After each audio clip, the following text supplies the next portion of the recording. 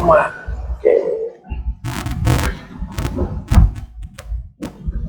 Oh, gak direkam ya Mas? Siap. Ya, sebenarnya sepertinya lebih baik dari kemarin.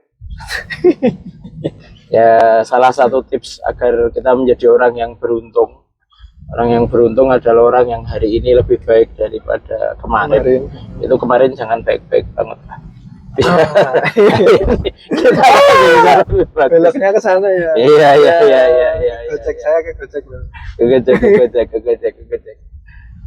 Jadi kalaupun mau menjadi orang yang lebih baik itu ya peningkatannya mending peningkatan yang sifatnya bertahap ya. Bertahap. Jangan dadakan. Karena itu tadi kita akan susah untuk menciptakan habit kalau tiba-tiba sudah menjadi terlalu baik. Nah, termasuk konten. Kalau seumpama konten kita sudah baik, artinya kita sudah terlambat bikin konten. Nah, kita konten mulai dikit-dikit itu apa yang perlu diperbaiki gitu. Perbaikinya jangan banyak-banyak. Kalau diperbaikinya banyak banget nanti sulit untuk menjadi lebih baik lagi. Bagaimana Mas Iki? Apa yang akan kita diskusikan pada pagi hari ini? Hari ini kita mau bahas yang lagi trending, beberapa yang trending dan berita-berita saja. Oke, siap. Nih, ada yang trending di YouTube, masih trending videos ada dari channel America's Got Talent. Ini ada Mbak Putri Aryani. Oh, ya. Receive the golden buzzer from Simon Cowell. Simon itu salah satu juri di America's Got Talent ya. Oke. Kabarnya dia orang kasihan atau sekolah di kasihan? Kasihan sekali. Kan dia Putri Aryani. Ya. 2 hari yang lalu itu pertama kali aku nonton tayangannya gitu. Berbes milih bro. Aku berbes milih betul.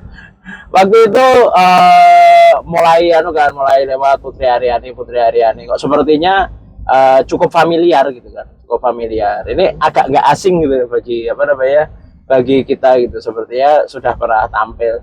Ternyata benar, beberapa waktu sebelumnya itu waktu usianya masih sangat belia, itu dia juga tampil di Indonesia Got Talent ya. Indonesia Got Talent itu beberapa waktu sebelumnya, terus kemudian jadi pemenang ya, terus kemudian sempat tampil juga beberapa kali di beberapa acara, dan kebetulan masih gini di acara milad partai politik tertentu gitu, yang berinisial PKS pada bulan lalu, itu juga Putri Aryani ini tampil di puncak milad membawakan medley lagu-lagu Nusantara.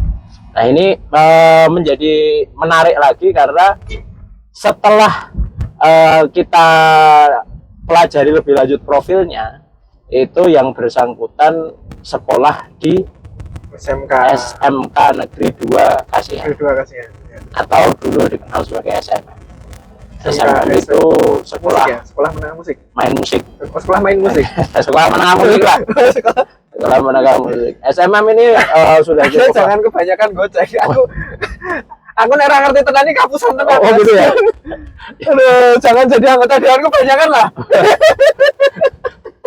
ya. Ini sekolah menengah musik ya. Sekolah menengah musik. SMK Negeri 2 Kasihan Bantul. Sekolah menengah musik ini satu kompleks dengan 3 sekolah menengah yang lain gitu. Ada dulu namanya SMKI, terus kemudian ada SMSR. Kalau SMKI itu lebih pada karawitan, budaya-budaya tradisional. Kalau SMSR itu pada seni rupa. Nah, ini menarik karena dalam satu kompleks tersebut itu sekarang kan udah secara kelembagaan menggunakan lembaga SMK ya. SMK Sekolah Menengah Kejuruan, dan Putri Aryani itu termasuk salah satu siswa di Sekolah Menengah Kejuruan Negeri 2. Nah, 2 itu yang fokusnya di musik. Dan ini salah satu komentar, terutama komentar istri saya sebagai pemerhati budaya populer. Karena kebanyakan yang viral yang tahu istri. Nah, ini pemerhati budaya populer gitu, idol dan sebagainya gitu. Nah, salah satu yang dinotis sama istri saya itu dulu juga nonton Putri Aryani waktu Indonesia Got Talent. Nah, akan tetapi sekarang suaranya menjadi lebih matang sebagai seorang musisi. Main dinamikanya itu lebih bagus dibandingkan dengan dulu. Suaranya dari dulu udah bagus Mas Iki. Kalau suara saya itu kan harus dilatih koyo apa wae ya. Minimal tidak sekedar tidak mengganggu saja sepertinya. Tapi sama lah ya, sekedar tidak mengganggu saja kalau kita. Ya suara kita bagus, tapi lebih bagus kalau sedang tidak bersuara. Oh ya. Oh ya jangan, itu kita dibungkam itu. Kita jangan mau dibungkam. Nah, Anda kan wakil rakyat harus bersuara. Harus bersuara, harus mewakili suara rakyat. Iya, jangan tidur waktu sidang soal rakyat. Gitu. Jangan hanya tahu paduan lagu setuju. Lagu setuju. Liriknya seperti itu ya. Liriknya seperti itu. Tapi saya kalau ada berita wakil rakyat tidur pas rapat itu saya biasa aja. Kenapa? Enggak ingin ngejudge mereka tukang tidur ketika bekerja atau apa. Kenapa? Karena kayaknya emang capek. Rapat terus bahas tatib, bahas undang-undang, saya kayaknya capek. Saya kalau jadi anggota DPR mungkin juga kalau pas pembahasan yang mikirnya terlalu berat atau terlalu nggak usah dipikir tidur. Wah, ini jujur aku bersyukur ini dengan statement ini. Artinya bukan karena minimnya ekspektasi ya. Nah, awalnya tak kira wajar ketika tidur, karena saat tidur itu kita tidak mungkin berbuat keburukan, bahkan berbuat kemaksiatan. Jadi sekedar tidak maksiat saja sudah disyukuri sama Mas Iki. Tapi alhamdulillah, karena ekspektasinya masih cukup tinggi. Jadi kembali. Kita kan sedang bahas Putri Aryani. Lagi trending, sudah 13 juta kali ditonton videonya di YouTube. 756 like, komennya ada berapa? Banyak lah. Ya itu mungkin yang komen juga orang-orang Indonesia itu yang komen pakai bahasa Inggris modal Google Translate. Ya ini Putri Aryani itu dari SMKN 2 Kasihan. Paradigma utama dari sekolah menengah kejuruan itu kan dia setiap siswa yang ada di situ sudah punya skill spesifik yang akan diasah. Yang itu diharapkan merupakan bagian dari keunggulan yang bersangkutan. Jadi SMK manapun ya, baik SMK Nelayan gitu. SMK Bahari gitu kan di Bantul juga ada. Terus kemudian SMK Seni Rupa, terus kemudian SMK yang tadi yang musik gitu. Terus kemudian ada Karawitan, SMK Pariwisata, SMK. Nah, ini kan skillnya udah spesifik ya. Nah, kita harapkan orang yang masuk di SMK itu dia sudah paham potensi terbesarnya apa, terus kemudian dia akan mengasah potensi tadi itu menjadi skill yang nantinya bisa mengantarkan dia ke dunia profesional. Nah, Putri Aryani ini beruntung masih karena dia mengetahui potensi utamanya, keunggulan utamanya itu cukup dini gitu, pada usia yang masih dini. Dengan dukungan dari orang tua ya.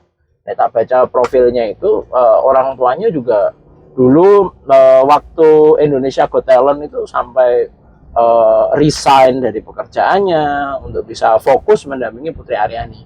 Yang dia memang punya keunggulan sejak awal di dunia tarik suara. Nah, keunggulannya di situ gitu. Keunggulan di situ, terus sudah ketemu, akhirnya diasah, skill tadi diasah. Talent, nah ketemu dengan attitude yang baik gitu. Nah, bakat ketemu dengan attitude yang baik. Dia tidak putus asa. Dia punya positif mental attitude gitu. Karena kan sebagaimana yang kita ketahui ya, Putri Aryani juga termasuk salah satu penyandang disabilitas yang melihat dengan rasa, bernyanyi dengan hati. Wah, itu luar biasa. Keren. Itu kalimat dapat dari mana? Ya dapat dari Putri Aryani. Masa dari saya. Itu hebat itu Putri Aryani. Jadi kalau nggak salah ya kata-katanya seperti itu. Dan kemarin juga tak cermati waktu akan naik ke panggung itu, ayahnya itu cuma menyampaikan be yourself gitu. Jadilah dirimu gitu. Dan pada waktu diwawancara nggak terlalu banyak yang disampaikan gitu. Kalimat-kalimat makanya jadi aja dirimu gitu, karena memang diri Aryani pada waktu itu sudah diri yang relatif matang secara mental, attitude-nya itu sudah benar-benar terasa. positif mental attitude. Bahkan Putri Aryani saya nonton itu videonya yang di AGT, di channelnya AGT. Karena ada banyak ya video-video waktu di channelnya AGT itu tak tonton kok, dia menyampaikan satu kata-kata yang menurutku itu cukup langsung madeg gitu. Jadi ngomongnya bahasa Inggris ya, tapi untuk mempermudah, bukan mempermudah pendengar, tapi mempermudah saya. Kita terjemahkan bahasa Indonesia aja. Nah, Putri Aryani itu nyampaikan waktu itu, jadi orang itu melihatku sebagai orang buta, sebagai blind person. Ini tantangan terbesarku gitu, bukan melihatku sebagai seorang musisi. Akan tapi ketika aku di atas panggung, pada saat itulah aku merasa menjadi seorang superstar. Ini luar biasa. Dia sudah sampai pada tingkatan bukan sekedar aware terhadap disabilitas yang dimiliki gitu, yaitu memiliki kekurangan di bidang penglihatan. Dia tidak mampu melihat sebagaimana orang pada umumnya, bukan sekedar pada aware, tapi dia sudah melewati fase acceptance. Dia menerima itu, terus kemudian tidak berhenti pada menerima, dia sudah melakukan regulasi gitu. Jadi bagian-bagian mana di dalam dirinya yang kira-kira bisa didevelop lebih bagus gitu. Dia punya sisi keunggulan yang sejak kecil itu dia sudah pintar sekali menirukan suara-suara gitu. Wah, ini bagus sih, attitude-nya bagus. Nah, kita kan seringkali gagal itu ya karena attitude kita. Gagal banyak orang berbakat, banyak orang hebat banget, tapi attitude-nya nggak bagus. Dia fokus pada kekurangan yang dimiliki. Saya seneng banget gimana? Kalau ngasih contoh itu ya Mario Balotelli. Kenapa Mario Balotelli? Ya bagaimanapun dengan talent dia gitu ya. Dia tuh berhasil membuat Italia juara Piala Dunia kan pada masanya. Tahun berapa Mas? Saya lupa tahunnya. Tapi karena attitude-nya kayak gitu, latihan males-malesan, terus dia pernah loh bakar rumah. Bakar rumahnya sendiri. Alasannya apa? Kasus ya. Iseng. Emosi. Isengnya agak lain. Jose Mourinho waktu melatih Mario Balotelli itu berpesan, kamu jangan kasar-kasar. Saya udah nggak punya striker ini. Nah, kamu udah kena kartu kuning, jangan kepancing emosi. Begitu main berapa menit, dia dapat kartu kuning lagi. Kartu merah lagi. Kartu merah. Ya itulah. Mario Balotelli ya. Mario Balotelli. Salah satu bakat terbesar yang terbuang sia-sia. Ya memang dulu sempat booming gitu, Mario Balotelli. Banyak harapan kepada Mario Balotelli ya. Tapi ternyata ya itu perkara attitude gitu. Coba kalau kita mau fokus pada kekurangan, setiap orang pasti punya kekurangan. Coba kalau kita mau fokus pada kelebihan, setiap orang itu punya privilege. Setiap orang punya privilege. Privilege itu ada pada kelebihan masing-masing. Dan itu nggak bisa digeneralisir. Apa yang menjadi privilege saya nggak bisa dijadikan sebagai privilege-nya Mas Inggi. Apa yang jadi privilege-nya Mas Inggi itu juga tidak mungkin untuk menjadi privilege saya. Setiap orang asalkan dia jeli saja, itu pasti menemukan privilege yang dia miliki.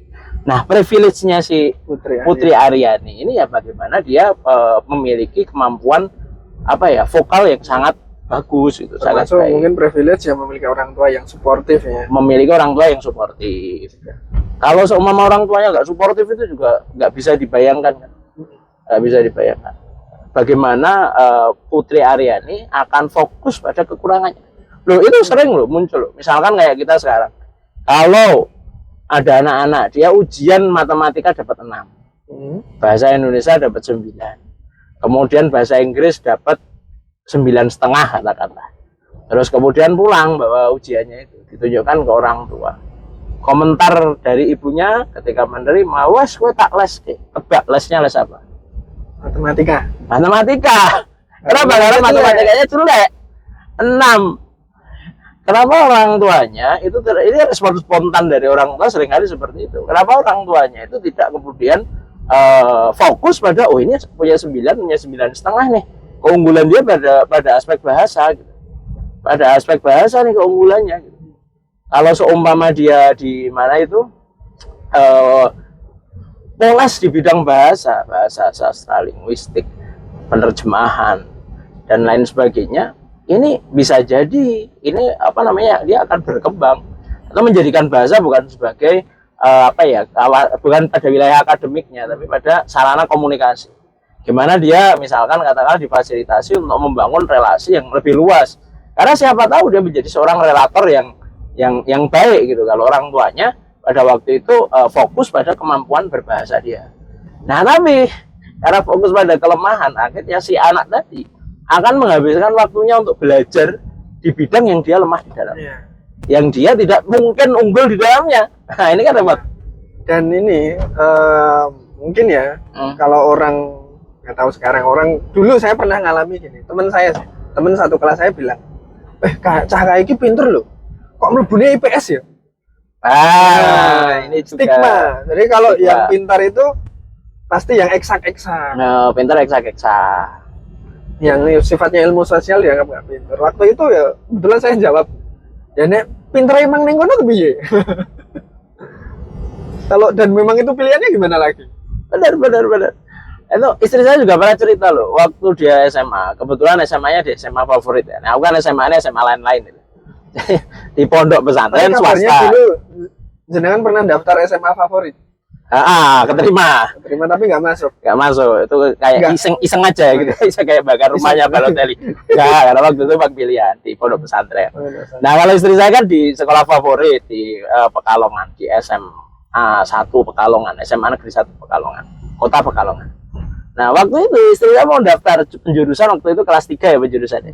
Penjurusan itu mau daftar jurusan bahasa. Dulu kelas 3. Kelas 3. Waktu itu penjurusan baru kelas 3. Nah, ini mau daftar jurusannya jurusan bahasa. Karena memang sejak awal itu senang di wilayah bahasa. Sekarang ngambil studi lanjut di bidang psikologi gitu. Psikologi untuk ilmu untuk memahami manusia. Gitu.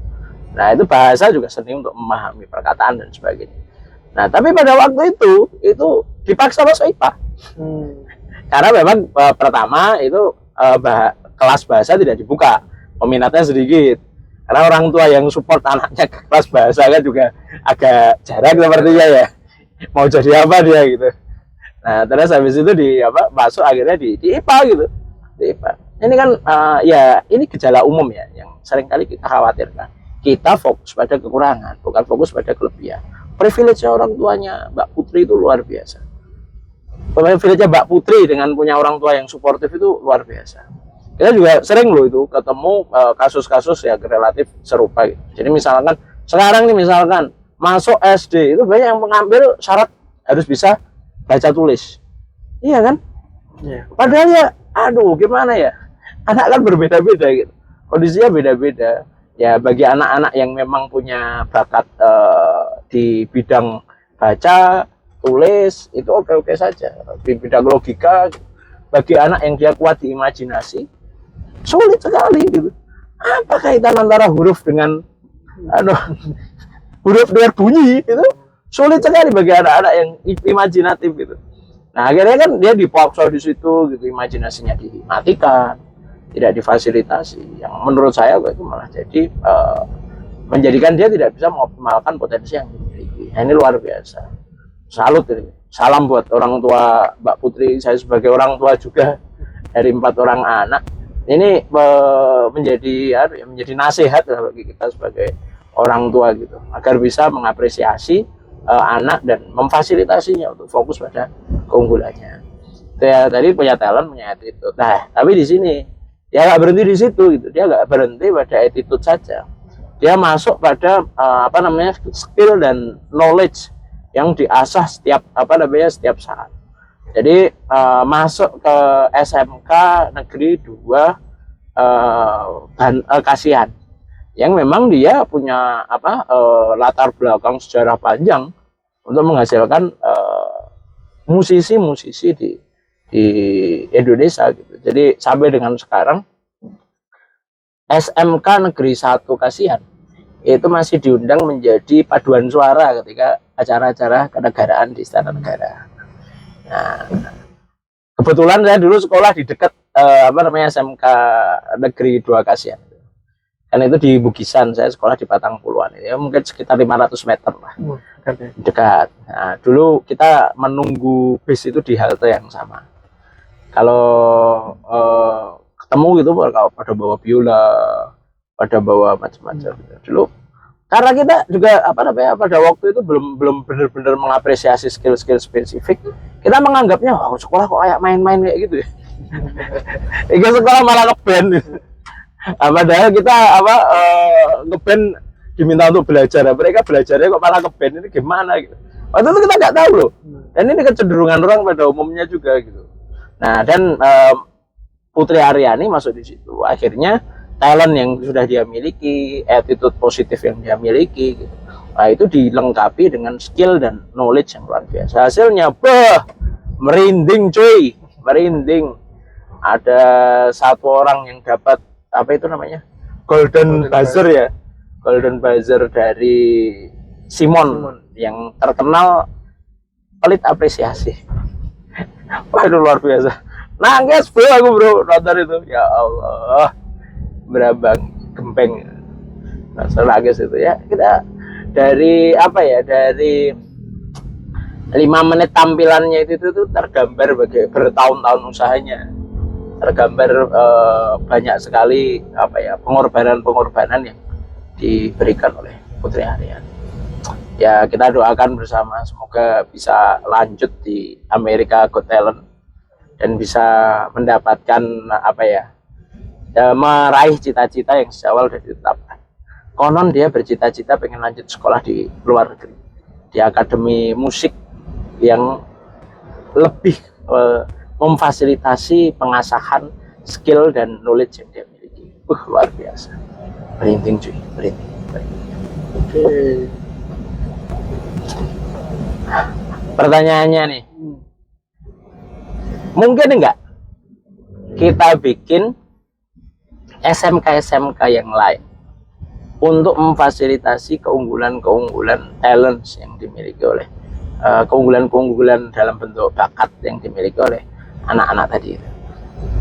Ya, jadi misalkan nih kebetulan saya di cabang olahraga balap sepeda. Ini kan atlet Bantul baru banyak yang ikut pelatihan di tingkat DIY untuk diikut sertakan di Prapon. Besok sebentar lagi Prapon. Bentar lagi PON. Iya. Ya, Prapon. Prapon itu berarti sebelum PON. Kalau PON, Wage, Kliwon, itu weton. Weton ya.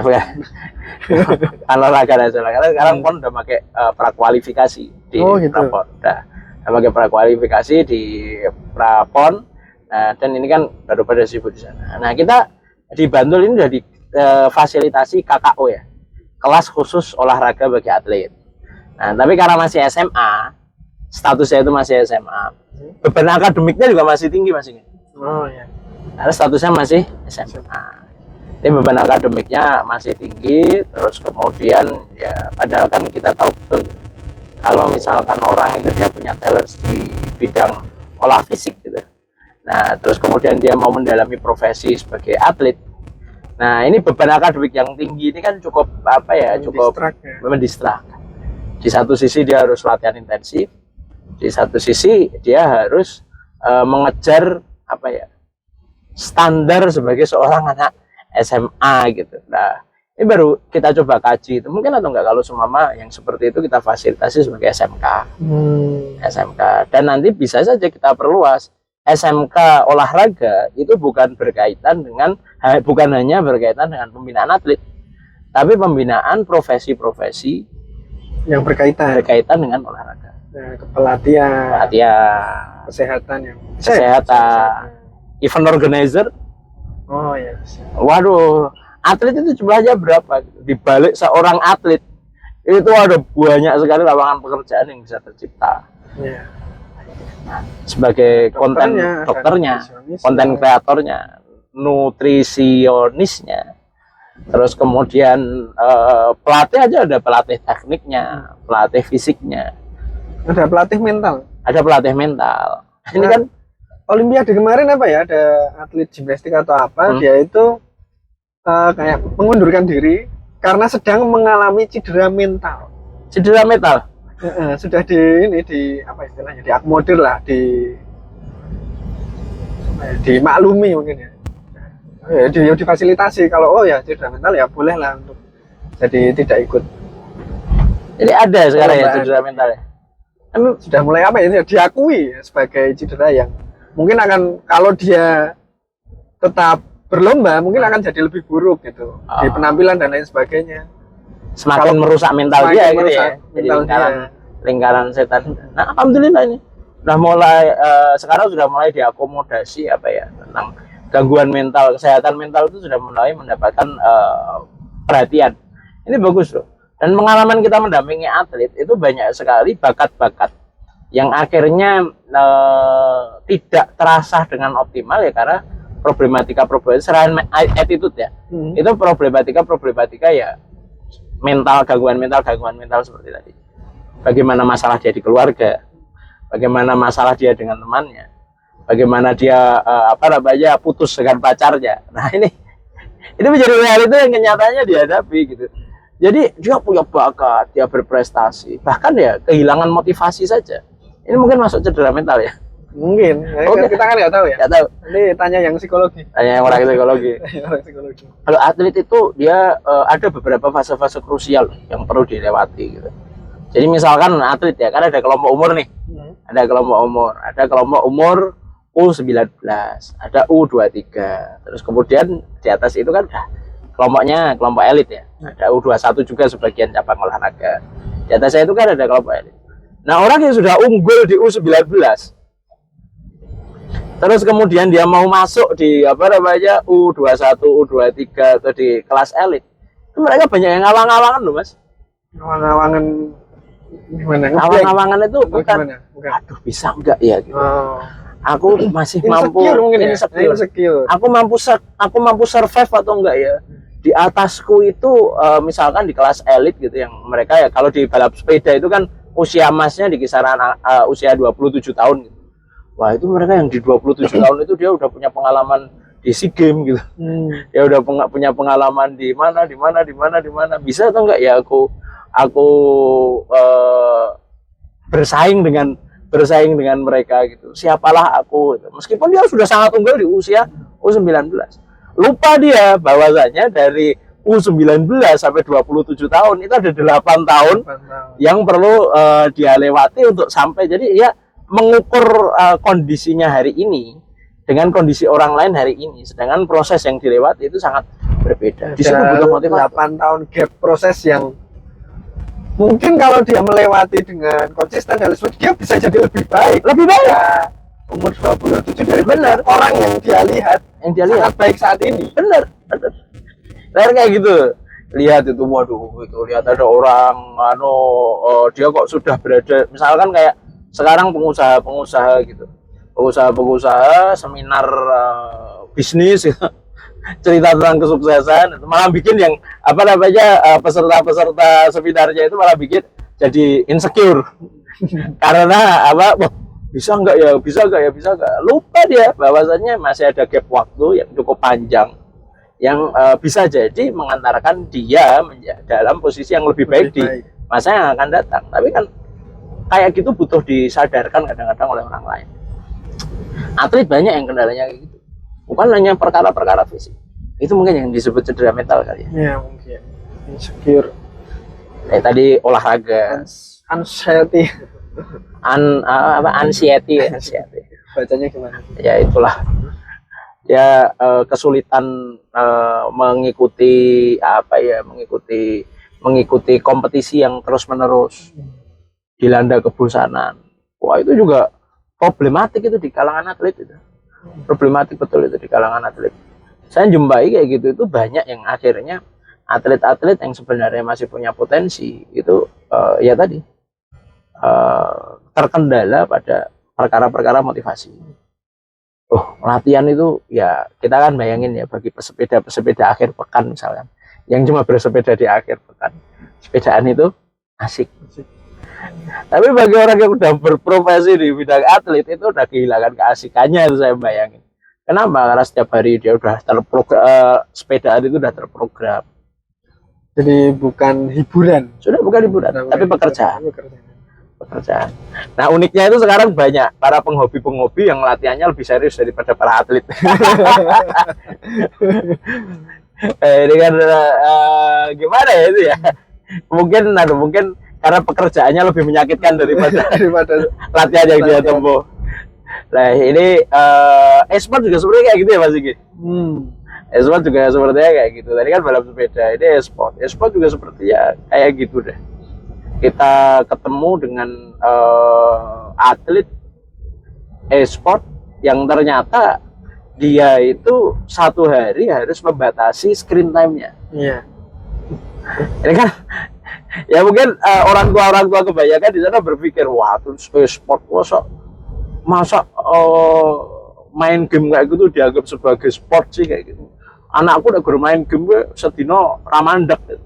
Berarti dia olahraga terus dong kayak gitu ya. Beda. Ketika udah masuk di dunia profesional, program yang harus dijalaninya pun itu berbeda.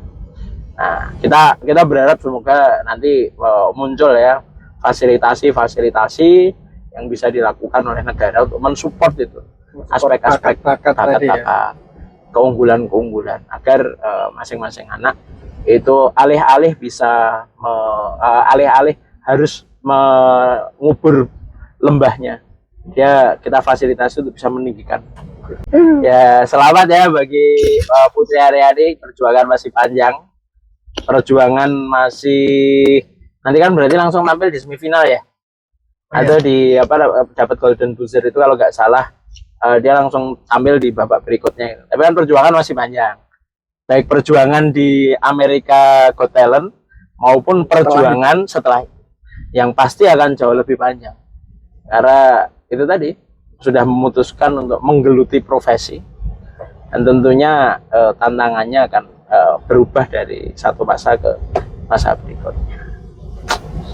Salut buat Putri Aryani, salut buat orang tua dari Putri Aryani, dan salut bagi semua orang yang mensupport perjuangan mereka. Baik, ternyata bahas satu berita viral aja kita panjang banget ya. Oh iya.